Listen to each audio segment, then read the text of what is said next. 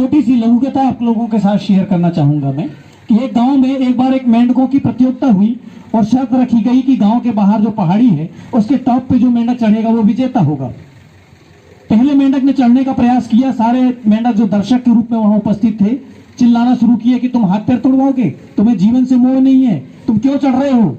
मेंढक वापस आ गया। दूसरे ने चढ़ने का प्रयास किया, फिर सारे मेंढक चिल्लाए फ्रैक्चर हो जाएगा, क्या तुम्हें जिंदगी से मोह नहीं है, क्या तुम सुसाइड करना चाहते हो। वहां आज तक कोई नहीं पहुंच पाया। दूसरा मेंढक भी वापस आ गया। तीसरे ने प्रयास किया, तीसरे ने भी इस तरह की आवाजें सुनी, इस तरह का शोर सुना और वापस आ गया।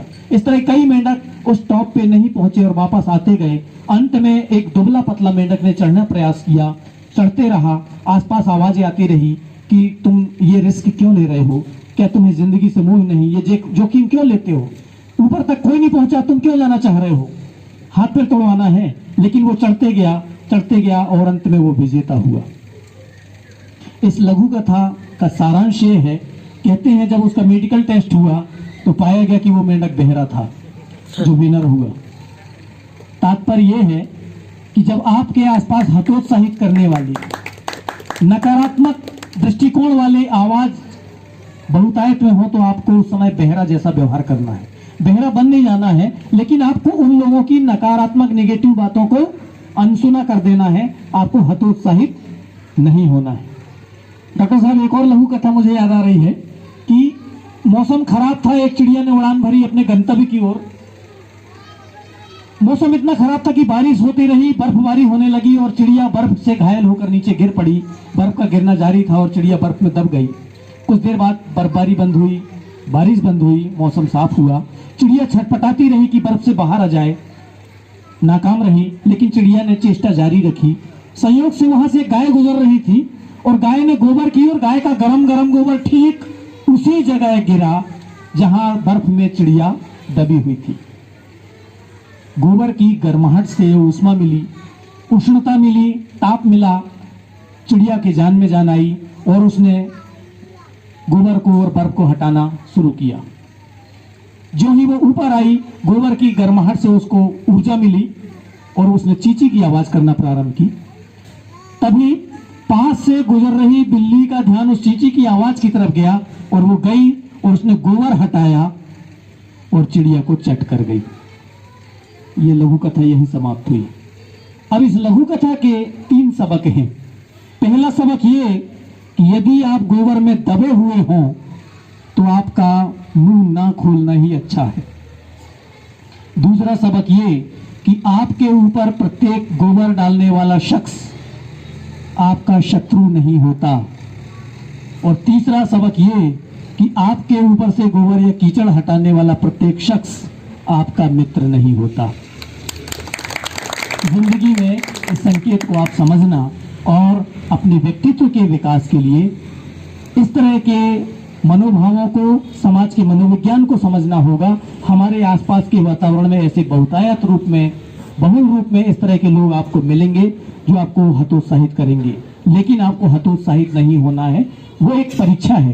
डॉक्टर अब्दुल कलाम साहब ने कितनी बढ़िया बात कही थी कि जो इंतजार करते हैं उनको केवल उतना ही हासिल होता है जो कोशिश करने वाले छोड़ दिया करते हैं। तो आपको इंतजार नहीं करना है, कोशिश लगातार करनी है और अपना भाग्य स्वयं लिखना है। मुझे पुनः पंक्तियां याद आती हैं कि जितना भी हासिल है आपको निराश नहीं होना है। दुष्यंत जी की पंक्तियां याद आती हैं कि इस नदी की धार में ठंडी हवा आती तो है, नाव जर्जर ही सही लहरों से टकराती तो है। और एक चिंगारी कहीं से ढूंढ लाओ दोस्तों, इस दिए में तेल से भीगी हुई बाती तो है। और एक चादर सांझ की सारे शहर ने ओढ़ ली, यह अंधेरे की सड़क भोर तक जाती तो है, भोर तक जाती तो है। आपको हमेशा सकारात्मक बने रहना है। सकारात्मक बने रहने पर मुझे एक और लघु कथा याद आ रही है और लगता है कि आपके साथ शेयर करूं। एक छोटा सा बच्चा जिसके एक हाथ में बॉल थी, एक हाथ में बैट थी और वो खेल रहा था और मन ही मन खुद को दुनिया का सबसे अच्छा बैट्समैन कह रहा था। छोटा सा बच्चा और कह रहा था कि मैं दुनिया का सबसे बड़ा बैट्समैन। उसने हवा में बॉल को उछाला और जो ही बॉल गिरने लगी बैट को लहराया, मारना चाहा लेकिन बॉल नीचे गिर गई, लेकिन उसने कहा कि मैं दुनिया का सबसे अच्छा बैट्समैन हूँ। फिर उसने बॉल को उछाला, मारना चाहा, मैं सबसे अच्छा बैट्समैन हूँ ऐसा कह के, लेकिन मार नहीं पाया, फिर बॉल गिर गई। फिर उसने उठाया, इस तरह का ये क्रम उसका जारी रहा। कई बार वो बॉल को हवा में उछालता, एक हाथ से, दूसरे हाथ से बैट को घुमाता, मारने की कोशिश करता, मार ना पाता, लेकिन हर बार यही कहता कि मैं दुनिया का सबसे बड़ा बैट्समैन हूँ। फिर उसने खुद से कहा कि मैं खुद को अंतिम अवसर दे रहा हूँ, इट्स अ लास्ट चांस। उसने कहा कि मैं लास्ट चांस दे रहा हूं, मैं दुनिया का सबसे बड़ा बैट्समैन हूं ऐसा कहने वाला बालक, उसने खुद को कहा कि मैं लास्ट चांस दे रहा हूं। फिर से उसने हवा में बॉल उछाला और पूरे मनोयोग से इस बार उसने फिर गिरती हुई बॉल को मारने के लिए बैट को घुमाया। इस बार भी बॉल में बैट नहीं लगा, बॉल फिर नीचे गिर गई, लेकिन इस बार उसने खुद की पीठ थपथपाया और खुद से कहा मैं दुनिया का सबसे बड़ा बॉलर हूं। जो खुद को दुनिया का सबसे बड़ा बैट्समैन कह रहा था, अंत में जब नहीं मार पाए तो उसने क्या कहा, खुद को सबसे बड़ा बॉलर। उसका अंत भी उसने पॉजिटिव रूप से किया, नेगेटिव नहीं हुआ, हतोत्साहित नहीं हुआ, उसने अपना दृष्टिकोण को नकारात्मक नहीं होने दिया। तो आपकी जिंदगी में भी इस तरह से कई मोड़ आएंगे, कई तरह के नकारात्मक प्रभाव, दुष्प्रभाव देखने को मिलेंगे, कई तरह के हालात ऐसे आएंगे, आपको उन जोखिमों से जूझना है। एक और लघु कथा आपके साथ शेयर करूं, ऐसा लगता है कि कल्पना करें आपके हाथ में एक पत्थर है और आप एक कुत्ते को मारते हैं, तो आपके पत्थर की चोट खाकर कुत्ता वहां से भाग जाएगा। लेकिन वही पत्थर आप मधुमक्खी के छत्ते पर मारें, मारने वाला भी वही, पत्थर भी वही, लेकिन हद क्या होगा, मधुमक्खियां पूरे सामूहिक रूप से, झुंड के रूप में, समूह के रूप में आपके ऊपर अटैक करेंगी, आक्रमण करेंगी। तात्पर्य यह है कि संगठन में बड़ी ताकत होती है, शक्ति होती है। तो आप एनएसएस के लोग जब संगठित हो जाते हैं तो एक युवा नेतृत्व का निर्माण करते हैं। हम युवा हैं, शक्तिपुंज नदियों का मार्ग बदल देंगे, जैसा कि अंजीलाल ने कहा, राह अगर रोकेंगे पर्वत धरती को समतल कर देंगे। तो ठानना होगा, आपको संकल्प लेना होगा।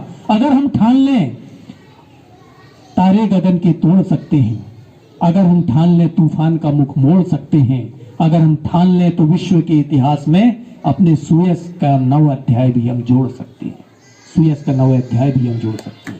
तो आपका सुयस बढ़े, मेरी ढेर सारी शुभकामनाएं, आपके उज्जवल भविष्य की शुभकामनाएं, आपको बहुत सारी बधाई। आप